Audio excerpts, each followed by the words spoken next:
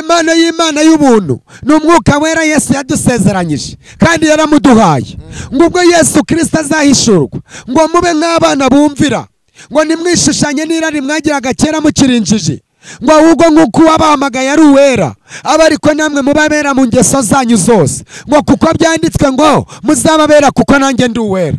Imana irashaka ko wera, Imana irashaka ko wezwa, Imana irashaka yuko ukora ibyiza bishimwa n'Imana ukazabona ubugingo. Yesu ashimwe ngo nimube nk'abana bumvira nimwishushanye n'irari mwagiraga kera mukirinjije ngo ahubwo nk'uko wabahamagaye ari uwera aba ariko namwe mubabera mu ngeso zanyu zose ngo kuko byanditswe ngo muzababera kuko n'Imana ari yera.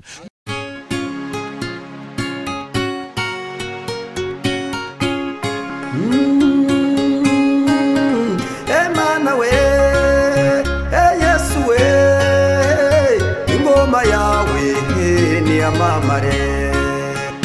Murakoze cyane. Amazina yanjye nitwa Nduwimana Jean Claude. Yego. Kandi ndi umusore utari ku isoko ahubwo uri ku isoko y'umugisha. N'umusore utari ku isoko. Uri ku isoko y'umugisha.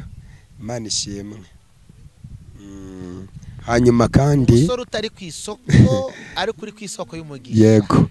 Hanyuma kandi shobozwa na Kristo untera imbaraga mu bintu byose. Amina. Mwene data ntabwo ari ubwa kenshi abantu bakubonye kuri Mos TV ndetse no kumanira hari uri umushyitsi ariko reka njya nkunda kubwira abantu ngo umuntu ashobora kuba ari ubwa mbere tubonanye nawe ariko atari ubwa nyuma di. Yego. Ntabwo ari ubwa nyuma rero. Reka rero dusenge. Yego ndabona urimo kutunganya umwambaro ntihagire uwo bideranja mu bantu b'Imana bari kureba cyangwa bakurikiranye ijambo ry'Imana. Ya nta kibazo. Hanyuma nagira ngo dufatikanye gusenga. Yewe rero ko ndi umushumba nagira ngo ngushyire mu biganza by'Imana. Imana Usengera Imana hanyuma nawe ukoreshe impano y'Imana ikurimo ndetse utambutse message Imana yaguhaye. Ndakunda kubwira abantu ngo iyo ufite icyo utanga uragitanga, iyo utagifite nabwo uraceceka. Amen. Nkurikije uko nkureba ntago waje gutyo gusa waje kubera Imana. No kubera Imana. Mwami Imana yacu turagushimiye. Yego Yesu Kristo. Kugira neza. Uri umukozi w'umuhanga, uri Imana y'amahoro. Duhaye umugisha kubana nawe. Duhaye umugisha guterana nawe. Kandi reka umuntu wese uzakurikirana iki kiganiro ijambo ryawe rizamubohore. Ye kuzaca mu gutwi kumwe ngo rinduke mu kundi. Abwo ijambo ryawe rizashora imizi muri we. Rizamenagura ibihome by'umwanzi, rizarema amateka mashya muri we. Rizubaka ibikwiye kubakika. Rizazura ibyari byarapfuye, rizarema ibitariho biremeke. Rizagarura ibintu byanyazwe, abantu bawe baranyazwe. Ariko ijambo ryawe ni umutsi mutera imbaraga, rirarema, rirazura, ribeshaho, rirubaka. Haleluya. Ndasenze mu izina rya Yesu Kristo wabambwe ngo umugaragu wawe umunyuzemo ibikwiriye ahinduka umugende. Oh haleluya. Abo umugende muzima ugeza amazi ku mitima ikakaye kandi saraye. Twizeye kubikura kandi ubana natwe muri byose mu izina rya Yesu. Amen. Amen. Kozi w'Imana karibu n'Imana yakubwiye kandi nukuri wisanzure abantu b'Imana bumva ikimana ivugana nabo. Karibu. Murakoze cyane. Ndumva hari indirimbo iri kumvyiga cyane. Amazina nababwiye ngo nitwa Nduwimana Jean Claude. Kandi nyirijuru yanyise Dawidi. Narimaze kubaga ngo ndi umusore utari ku isoko ariko ndi ku isoko y'umugisha. Birashoboka ko benshi bahise bavuga batese ntago azashaka. Ya ibintu by'Imana rero biba ibintu byo kwitonderwa ariko kandi buriya umukunzi aho azabonekera ibyo biranashoboka cyane. Imana ishimwe rero. Reka mbanze ndirimbe indirimbo igifasha hanyuma mbone gutangira kubagezaho icyo Yesu yashyize ku mutima. Dawidi ari mu ngoro ye yibaza icyo yakoreye Imana ubwo yari yibutse aho umwami Imana yamukuye. Aravuga ati Mana we nabonye ineza yawe ubwo nari mu gasozi ndagiye umukumbi wa data. Dawidi ari mu ngoro ye yibaza icyo yakoreye Imana ubwo yari yibutse aho umwami Imana yamukuye. Haravuga ati Mana we nabonye ineza yawe ubwo nari mu gasozi ndagiye umukumbi wa data. Shimwa shimwa nyagushimwa ni wowe ukwiriye icyubahiro.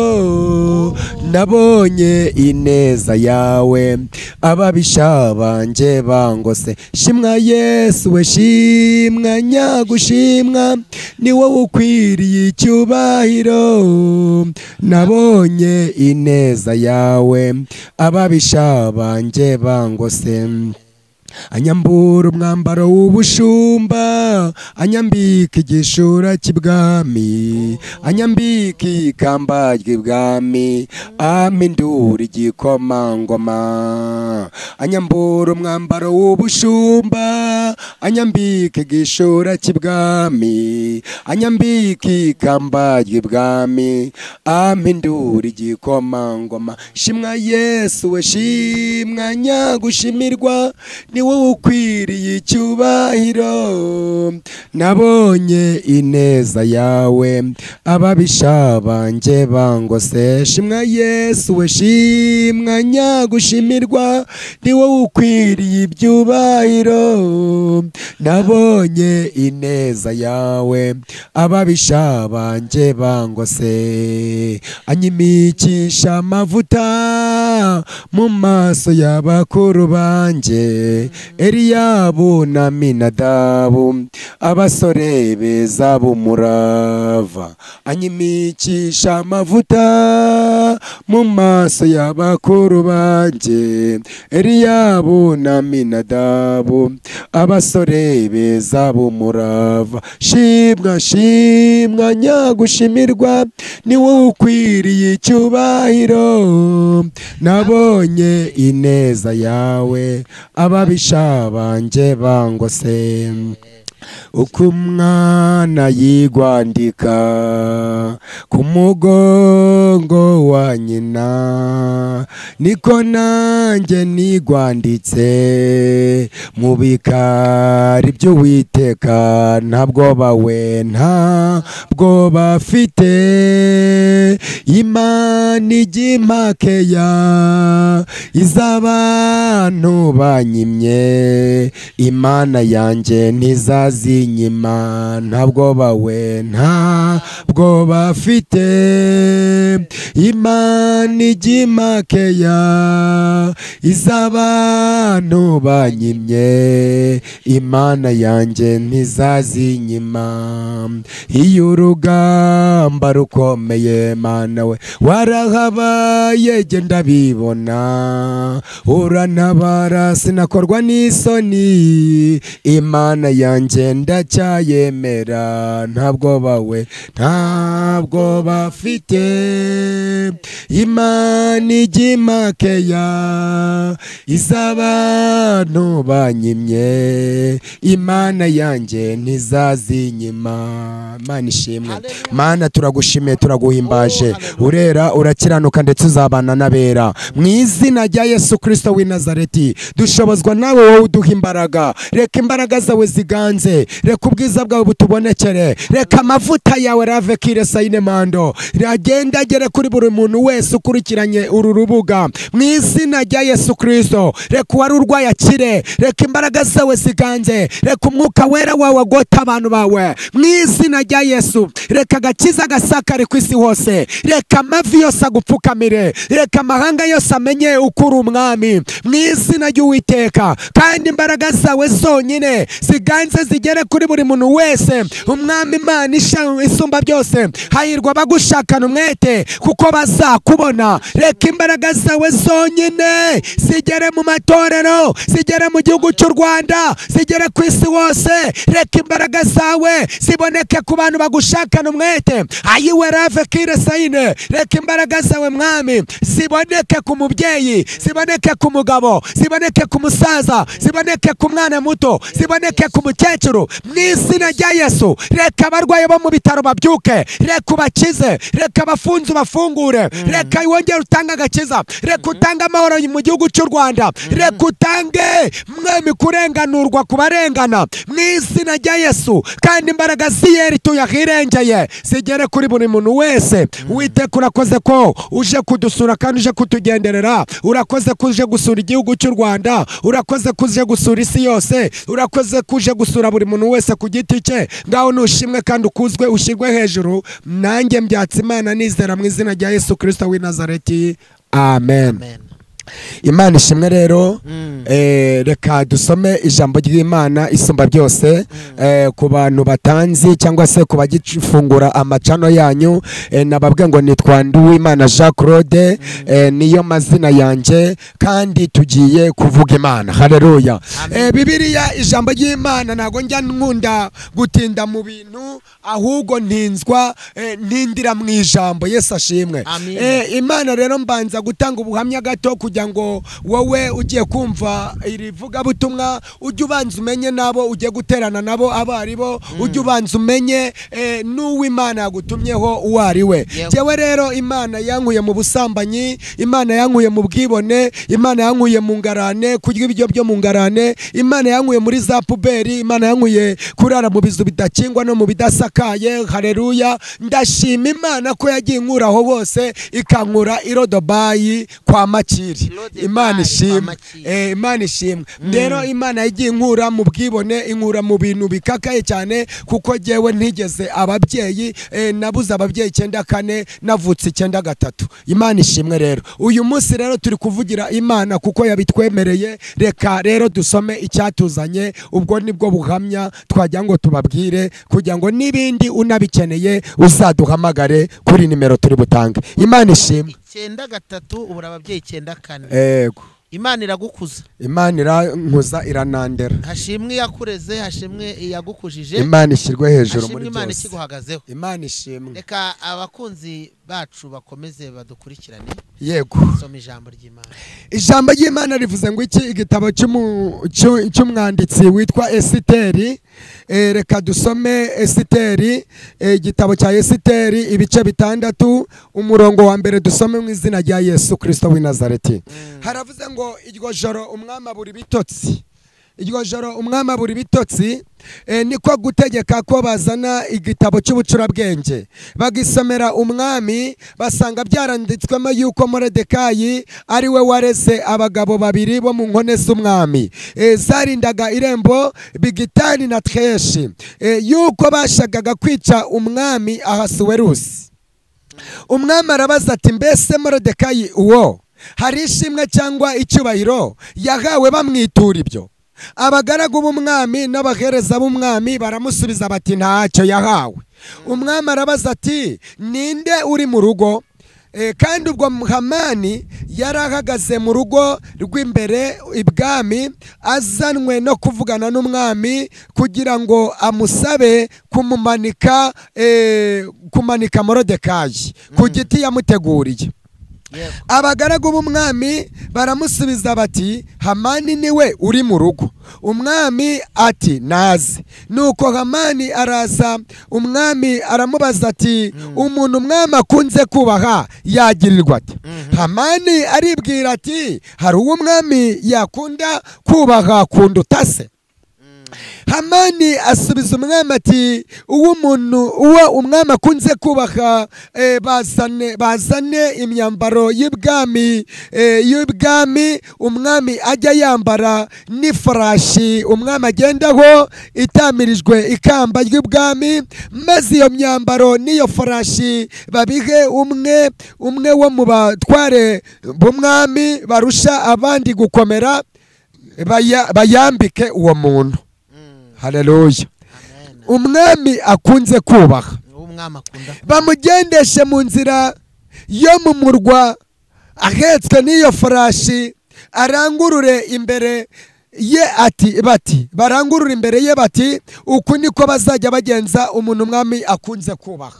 Nuko umwami abwira Hamani ati huta wenda imyambaro n'ifarashi uko uvuze ubigenze utyo Moridekayi umuyuda wicara ku irembo ry'ibwami ntihagire ikintu kibura mu byo uvuze byose. Nuko Hamani ajyana imyambaro n'ifarashi yambika Moridekayi amugendesha mu nzira yo mu murwa ahetswe n'ifarashi arangurura imbere ye ati uku niko bazajya bagenza umuntu umwami akunze kubaha. Mwakire neza ijambo ry'Imana. Bibiliya itweretse umugabo witwa Moridekayi, kandi Moridekayi yarindaga ku irembo ibwami. Haleluya. Ariko Moridekayi uyu nguyu nta gaciro yegeze agira.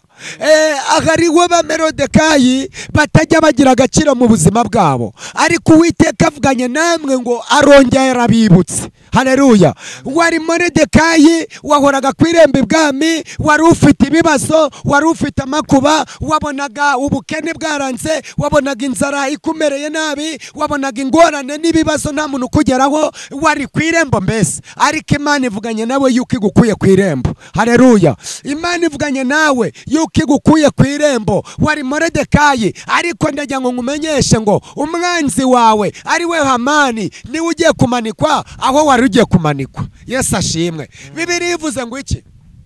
Bibiliya ivuze ngo muri iyo joro umwami abura ibitotsi.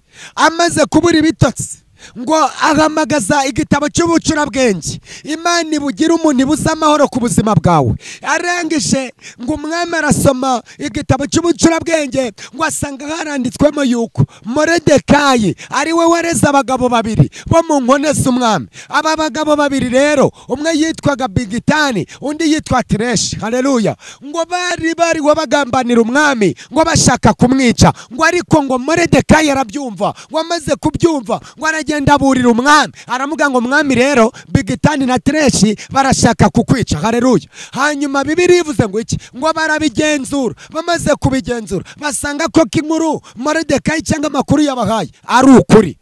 Hanyuma ngo Bigitani na Tereshi barabica. Ngo ariko igihe kimwe kigeze ngo umwami abura ibitotsi. Abuze ibitotsi kubera iki? Abuze ibitotsi kubera Hamani ushaka kwica Moridekayi. Uyu munsi Imana igutabare mbere yuko abanzi bawe bakugeraho. Haleluya. Birashoboka yuko wari waraheranwa n'agahinda, ariko Imana ije kugutabara uyu munsi kuzana ubutabazi bwihuse. Wowe icyo usabwa nta kindi, password nta yindi, ni ugukiranuka ukareka ibyaha ugakora ibishimwa n'Imana ukazabona ubugingo. Ngo Imana ibuza amahoro Ahasuwerusi, ngo arangije ngo aratumira ngo nimunzanire igitabo cy'ubucurabwenge. Ngo bagisomye basanga yuko ngo byanditswemo yuko Moridekayi ari we wareze abagabo babiri bo mu nkone z'umwami bashakaga kumwica. Ngo umwami arabaza ngo mbese Moridekayi uyu nguyu wangiriye neza, mbese hari ikintu yahawe? Bamwituriye neza yangiriye. Ngo nuko ngo abahereza b'umwami ngo baramuga ngo ntacyo yahawe. Umwami ati mbese nta n'icyubahiro yahawe? Ngo bamwituriye neza yangiriye. Baramusubiza bati ntacyo yahawe. Haleluya. Humura nubwo ufite ibibazo, nubwo ufite ingorane, ariko Imana ije kwibuka ineza wagize. Imana ije kwibuka ibyo wakoze, imirimo wakoze yose utigeze uhemberwa, imirimo wakoze yose utigeze uhabwa agaciro. Imana yongeye kuyibutsa imirimo. Imana ije kwibuka imirimo nshuti yanjye. Ndagira ngo ngumenyeshe ngo wowe icyo usabwa ni ugukiranuka ku gato n'akanini, ukirinda ibyaha n'ibisa nabyo ukazabona ubugingo. Naho umuririmbyi yararirimbye aravuga ngo imirimo y'abera izibuka imbere y'Imana, izibukwa kandi Imana ije kwibuka imirimo. Uyu Moridekayi yari yarakijije umwami, ariko gukiza umwami ntibyagira ahantu byandikwa cyangwa byibukwa. Bisobanuye ngo imirimo wakoze, ibyo wagize neza, nta kintu baguhembeye, nta hantu byanditswe. Yesu ashimwe. Imana yo yarabyanditse. Haleluya. Ibyo wagiye ukora niba ari byiza gusa Imana yarabyanditse. Ndagira ngo ngumenyeshe ngo humura, imirimo yawe irayizi. Iyo ujya upfumbatisha abantu mu bipfusi Imana irabibona. Iyo igihe ujya ugaburira abantu irabibona. Igihe wambika abantu irabibona. Kandi ndagira ngo ngumenyeshe ngo imirimo ifite akamaro ku buzima bwawe. Haleluya. Amen. Imirimo ifite akamaro. imirimo ngo yatumye Hezekiya yongererwa imyaka yo kubaho yarapfuye. Umva imirimo yatumye Eliya Isarafati umugore w'umupfakazi wari ufite uturanguzwa tw'utuvuta n'urushyi rw'agafu ngo akavuge akarya n'umwana we yipfira, ariko ngo umukozi w'Imana Eliya ahageze ngo haleluya amuzimanira kuri ka gafu, hanyuma imirimo ituma bongera kubona ibyo barya. Imana ishimwe. Yesu ashimwe. Imirimo yatumye Tabita witwa Dorokasi arongera akazuka. Ndagira ngo mwibutse niba ufite imirimo myiza Imana irayibutse. Amina. Uyu Hamani umwami yaramutumije, amaze kumutumiza ngo ageze imbere ya Ahasuwerusi ngo aramubaza, Ahasuwerusi abaza Hamani ngo mbese umuntu umwami yakunze kubaha yagirirwa ati? Hamani ngo aribwira mu mutima ngo mbese hari umuntu umwami yakunze kubaha uretse jyewe? Nta wundi. Imana yica iperereza ku buzima bwawe. Haleluya. Hamani yaza kumenya umuntu agiye gusabira ibyiza, ntago yari kubisaba, ariko kubera ko Imana yishe iperereza kuri Ahasuwerusi bigatuma atavuga izina ry'uwagiye kugirirwa neza, kundi ugiye kugirirwa neza. Haleluya. Amen. Byatumye Hamani asaba ibintu byiza. Asaba ibyiza. Umwanzi rave kire sayini kubera neza akazi ko ari ugiye kugirirwa neza. Haleluya. Ariko Imana isumba byose ivuganye nawe ngo yongeye kwibuka imirimo, ibyo wagiye ukora byose, ibyo wakoze, udakeneye inkurikizi, udakeneye ibihembo, udakeneye kuba zakwitura. Imana ivuganye nawe ko yongeye kwibuka imirimo. Haleluya. Hamani arangije ngo aravuga ngo umuntu umwami akunze kubaha yabazana ikanzu nziza y'umwami bakayimwambika. Yesu ashimwe. Iyi kanzu hari ikisobanura. Iyi ni ikanzu y'amasezerano. Nagira ngo ubwire wowe utari warasezeranye, ongera usezerane. Imana ije kugusezeranya. Haleluya. Wowe utari warakoze ubukwe, wewe wari warabuze ikirori, iyi kanzu hari ikisobanura. Iyi ni ikanzu y'ubukwe, ntago ari ubukwe bw'urupfu, ahubwo ni ubukwe ku bantu batabonye amahirwe yo kujya gute, yo gukora ubukwe. Haleluya. Hari ikanzu y'amasezerano, hari n'amasezerano yatinze gusohora, Imana ije gusohoza ku buzima bwawe. Ndagira ngo umenyeshe ngo kiranuka, ibindi byose ubiharira Imana. Bibiliya ivuze ngo iki? Ngo bazana ifarashi y'umwami agendaho ngo bakamutambagiza. Imana ije kugutambagiza. Ifarashi z'iki gihe ni amamodokari. Niba warasenze Imana ntugahangayike. Haleluya. Wasenze Imana uburiki. Reka tujye ku ntego. Reka tujye ku ntego cyangwa password. Ni bande Imana ishaka kugirira neza? Ese ni Imana kugira ngo ikugirire neza hasabwa iki? Ni iki kintu Imana uzakora kinejeje kugira ngo ibone uko ikora biriya byose? Igutambagize nka Moridekayi, ikuvuganire, iguhe umuterankunga. Ni iki kintu? Yesu ashimwe. Reka dusome muri Petero wa mbere igice cya mbere twumva uko havuze umurongo wa 13. Reka dusome urwandiko rwa mbere rwa Petero, rwanditswe na Petero igice cya mbere 13 kugeza 16. Dusome mu izina rya Yesu. Aravuze ngo ibyo kwera mu ngeso nuko mukenyere mu mitima yanyu, mwirinde ibisindisha. We wasindaga birekere, we wasindaga biveho, we wanywaga ugasinda bireke. Imana ntabwo ibigukeneyeho. N'ahantu dusomye havuga ngo nimunywe ibisindisha, ahubwo haravuze ngo nimwirinde ibisindisha. Yesu ashimwe. Irinde ibisindisha. Ibisindisha bishobora kuba amagambo, ibisindisha bishobora kuba ibiyobyabwenge, ibisindisha bishobora kuba inzoga. Irinde ibisindisha. Bibiliya ivuze ngo iki? Iravuze ngo mwiringire rwose impano y'Imana y'ubuntu muzazanirwa. Iyi mpano y'Imana y'ubuntu ni umwuka wera Yesu yadusezeranyije kandi yaramuduhaye. Ngo ubwo Yesu Kristo azahishurwa ngo mube nk'abana bumvira, ngo nimwishushanye n'irari mwagiraga kera mukirinjiji, ngo ahubwo nk'uko uwabahamagaye ari uwera aba ariko namwe mubabera mu ngeso zanyu zose, ngo kuko byanditswe ngo muzababera kuko nanjye ndi uwera. Imana irashaka ko wera, Imana irashaka ko wezwa, Imana irashaka yuko ukora ibyiza bishimwa n'Imana ukazabona ubugingo. Yesu ashimwe. Ngo nimube nk'abana bumvira, nimwishushanye n'irari mwagiye agakera mukirinjije, ngo ahubwo nk'uko uwabahamagaye ari uwera aba ariko namwe mubabera mu ngeso zanyu zose, ngo kuko byanditswe ngo muzababera kuko n'Imana ari yera. Ndagira ngo ngumenyeshe rino tangazo rivuga ngo nta juru ry'umusambanyi ribaho, nta juru ry'umwibone ribaho, nta juru ry'umutinganyi ribaho, nta juru ry'uwanga mwene se ribaho, nta juru ry'umwicanyi ribaho, nta juru ry'ukora ibyaha ribaho. Haleluya. Imana ni yera, Imana irakiranuka, Imana izabana n'abera. Yesaya igice cya mbere 16 haravuze ngo iki? Haravuze ngo nimwiyuhagire mwiboneze, mukureho ibyaha byo mu mirimo yanyu, nibiva imbere y'Imana, mureke gukora nabi, nimwige gukora neza, mushakishe imanza zitabera, murenganura abarengana, mucire impfubyi urubanza, muburanire abapfakazi, nimuze tujye inama ni Uwiteka avuga ngo naho ibyaha byatukura nk'umuhemba birahinduka umweru bisa na sheregi, naho byatukura tukutuku birahinduka nk'ubwoya bw'intama bwera. Ijambo riti nimwemera mukumvira muzajya kubyiza byo mu gihugu, ngo ariko nimwanga mukagoma inkota y'Uwiteka izabajya. Ndagira ngo ngumenyeshe ngo abantu banze gukorera Imana inzira zikiri nyabagendwa, none bagiye kuyikorera Imana yari iturije yari cecekeye. Abantu banze gukorera Imana igusenga bigishoboka, none bagiye gusenga inzira zitagihari. Ndagira ngo nkubwire ngo haleluya, senga Uwiteka hakiri kare. Imana iguhaye andi mahirwe, Imana irashaka ko wahindukira, Imana irashaka ko wakizwa, Imana irashaka ko wavana ibishimwa mu bigawa.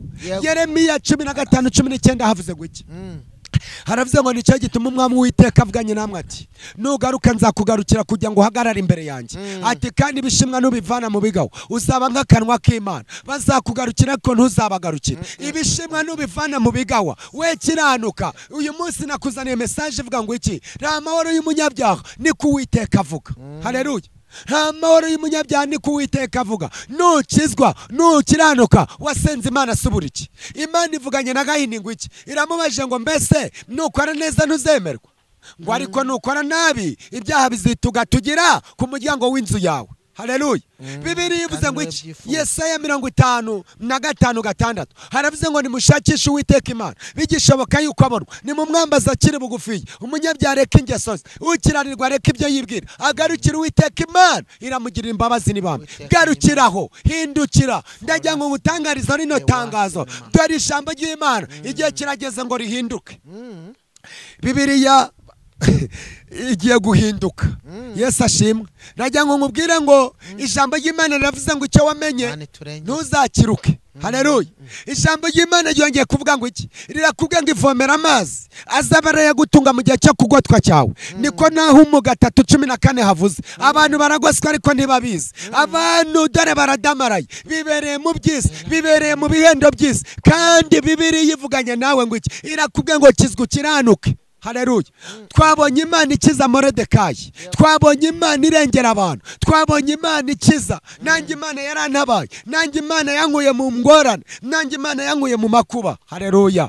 Ese jyewe ndinde wabasha kwirera ntarezwe n'Imana?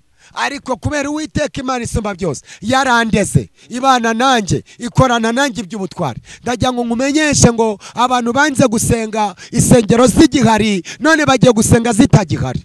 Ndagira ngo ngumenyeshe ngo abantu banze gusenga inzira zikiri nyabagendwa, banga kwimika Imana, biyimikira ibigirwamana, birirwa mu magambo, birirwa mu bishushanyo, birirwa bakorera izindi mana zidahari, ariko Imana ije kwiyerekana. Reka tubirebe. Reka tubirebe muri Yesaya. Yesu ashimwe. Reka tubirebe muri Yeremiya ibice 7 twumve uko havuze. Yesu ashimwe. Yeremiya ibice 7 umurongo wa mbere dusome mu izina rya Yesu. Haravuze ngo Imana ibasezeranira amahoro n'ibihana. Imana niwihana izaguha amahoro, niwihana ubukene buzakuvaho, niwihana indwara zizakira, niwihana ibyakurwanyaga bizatuza, niwihana nuvana ibishimwa mu bigawa ugakora ibyiza bishimwa n'Imana izagutabara nk'uko yatabaye Moridekayi. Reka dusome mu izina rya Yesu. Ijambo ry'Uwiteka yaje kuri Yeremiya rivuye ku Uwiteka riti, hagarara mu irembo ry'inzu y'Uwiteka uharangururire iri jambo uti, nimwumve ijambo ry'Uwiteka ab'i Buyuda mwese abanyura muri iri rembo bajya gusenga Uwiteka. Uwiteka Nyiringabo Imana ya Isirayeli iravuga iti, nimugorere inzira zanyu n'ingeso zanyu, nanjye nzabaha gutura aha hantu. Nimukiringire amagambo y'ibinyoma ngo muvuge muti, urusengero rw'Uwiteka, urusengero rw'Uwiteka, urusengero rw'Uwiteka nguru. Kuko nimugorera rwose nanjye nzabaha gutura aha hantu. Haleluya. Amen. Kuko nimugorera rwose inzira zanyu n'ingeso zanyu, mugasohoza imanza zitabera z'umuntu n'umuturanyi we, nimubonerane umushyitsi n'imfubyi n'umupfakazi, nimuvushiriza amaraso utariho urubanza hano, nimukurikire izindi mana mutigeze kumenya ngo zitabateza amakuba, nibwo nzabaha gutura aha hantu, igihugu nahaye ba sogokuruza uhereye kera ukageza iteka ryose. 8. Dore mwiringira amagambo y'ibinyoma atagira akamaro. Mbese mwakwiba, mukica, mugasambana, mukarahira ibinyoma, mukosereza Bali imibavu, mugakurikira izindi mana mutigeze kumenya, maze mukaza kumagarara muri imbere muri iyi nzu yitiriwe izina ryanjye, mukavuga muti turakijijwe. Ariko ari ukugira ngo mubone uko gukora ibyo bizira byose. Mbese iyi nzu yitiriwe izina ryanjye ihindutse isenga y'abambuzi mu maso yanyu. Dore ngewe ubwanjye narabibonye, ni ku Uwiteka avuga. Mwakire neza ijambo ry'Imana. Duhindukire rero, tuvane ibishimwa mu bigawa, dukora ibyiza bishimwa n'Imana. Uyu ni wo murage Uwiteka duhaye. Uyu munsi message nari nkuzaniye niyo kugira ngo uhindukire. Uwiteka arakicaye ku ntebe y'imbabazi, Uwiteka aracyababarira. Ijambo rivuze ngo iki? Ngo nabaza ndagutabara, nkwereke ibikomeye biruhije utamenya. Haleluya. Niko Bibiliya ivuze. Ndagira ngo nkubwiye ngo vana ibishimwa mu bigawa, ukora ibyiza bishimwa n'Imana, uzabona ubugingo.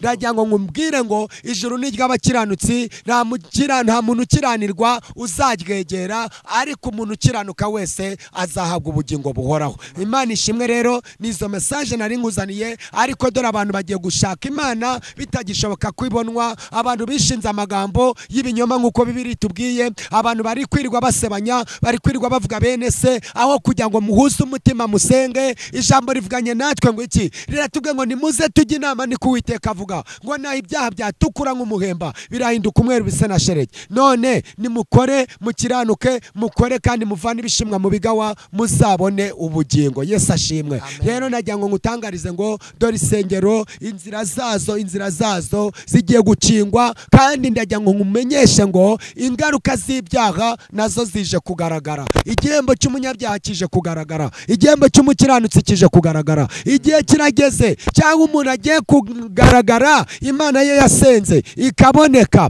Niba yarabeshye bikagaragara, niba yaravugishije ukuri bikagaragara. Dore igihe kirageze cyangwa abantu bagiye gusengera mu kuri no mu mwuka, kandi aho imbere hagiye guca uwambaye imbaraga z'Imana, hagiye guca uwambaye umwuka wera, hagiye guca uwambaye ijambo ry'Imana. Ndagira ngo nkumenyeshe ngo ishakira ubwihisho, wishakira ubwugamo, wishakira imitaka, kuko Imana iraje kandi ntitinze. Haleluya. Abantu bakora ibyaha nkana, abantu buzuwemo n'ubwibone, abantu buzuwemo n'ubusambanyi, abantu buzuwemo no kuraguza no gucisha. Ariko ndagira ngo nkubwire ngo abantu buzuwemo n'ubusinzi. Ndagira ngo nkubwire ngo garukiraho. Uyu munsi Uwiteka yaje kugugarura. Iyi ni manda y'Imana, kandi manda nivuga ukayumva uzagaruke. Kuko Ezekiyeli 3:18 haravuze ngo nimbwira umunyabyaha ni gupfa kuzapfa, nawe nahindukire ngo areke ingeso ze mbi. Ariko wowe utamubwiye, ni wowe uzabazwa ibyaha bye. Ariko numuburira, ukamuburira ntahindukire,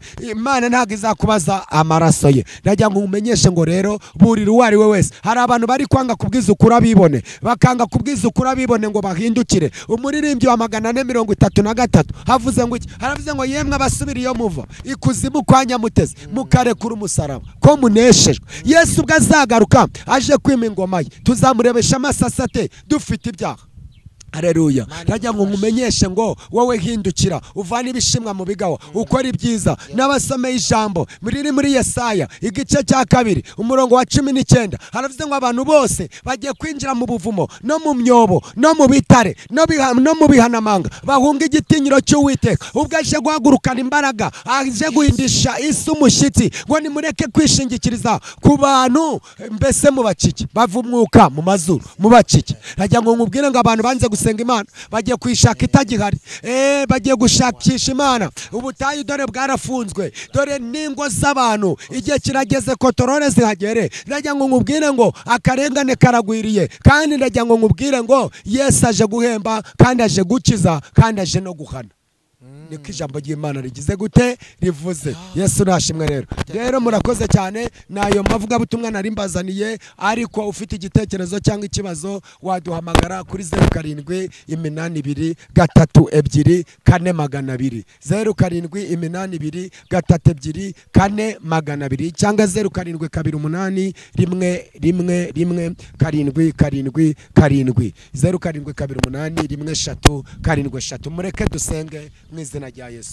Mana data twese ushobora byose, ni wowe ujya utanga imbaraga kandi ugakiza rwose. Mwizina rya Yesu Kristo dusenge abantu bari ku isi hose, umuntu wese ubashije kumvira ivuga butumwa, umuntu wese ubashije kumva ubuhanuzi, tubonye kuje guhemba no guhana. Kandi waratubwe ngo ukunda abagukunda kandi abagushakana umwete bazatukubona. Mana tubabarira ibicumuro byacu, ari kubabarira n'abaguteza amatwi. Reka buri muntu wese utarabatizwa mu mazi menshi ayabatizwemo mwizina rya Yesu. Reka buri wese wari warasohotse mu itorero yongere yinjire. Tanga amahoro mu gihugu cy'u Rwanda, tanga y'agakiza, rengera abatuye isi yose, rengera abayobozi bacu mwizina rya Yesu. Dukuje intambara mu gihugu cy'u Rwanda, ahubwo duhamagaje umutekano, duhamagaje amahoro. Rave kire sayine. Mana ndagushimiye ko hari ibyo wanzuye ku buzima bw'abari barwaye, ku buzima bw'abantu bari bihebye, ku buzima bw'abantu bari bigunze, ku buzima bw'abatagira shinge na rugero. Uwiteka Mana ndagushimiye ko hari ibyo ukoze kandi wagiye imbere, kandi wohereje Ahasuwerusi w'umutabazi akabaje kuvuganira Moridekayi. Kandi Uwiteka Mana